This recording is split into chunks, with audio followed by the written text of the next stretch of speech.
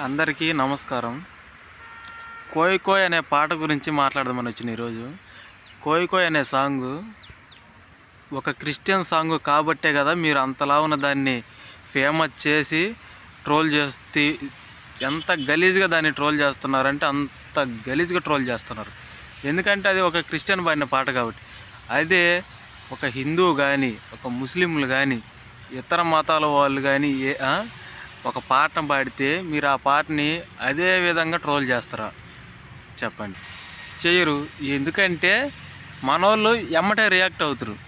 హిందువులు ముస్లింలు ఎప్పుడైనా గుర్తుపెట్టుకుని ఏదైనా ఇన్సిడెంట్స్ జరిగితే అందరూ ఒకటై అప్పటికప్పుడే రియాక్ట్ అయ్యి దాని వ్యవహారం ఏందో బయటికి లాగి న్యూస్కి కూడా ఎక్కిస్తారు. వీళ్ళు ఏంటంటే క్రిస్టియన్స్ పాపం అమాయకులు. వాళ్ళు ఏది మనం ఏం చేసినా కానీ వాళ్ళు పెద్ద పట్టించుకోరు. ఎందుకంటే వాళ్ళ అమాయకులు పెద్ద పట్టించుకోరు. మనం ఎన్ని తిడతాం వాళ్ళని గొర్రె బెడ్లు అంటాం, అది అంటాం, మత ప్రచారాలు చేస్తారు ఏంది ఇదని. మనం ఎక్కడన్నా బస్ స్టాపుల్లో కానీ మనం చూస్తే ఎక్కడన్నా వాళ్ళు ప్రచారాలు చేసినా మనం తరిమి కొట్టేస్తాం. అయినా వాళ్ళు సైలెంట్గా వెళ్ళిపోతారు. ఎందుకంటే వాళ్ళ అమాయకులు. ఫస్ట్ నుంచి వాళ్ళకి ఆ మనస్తత్వం ఉంది.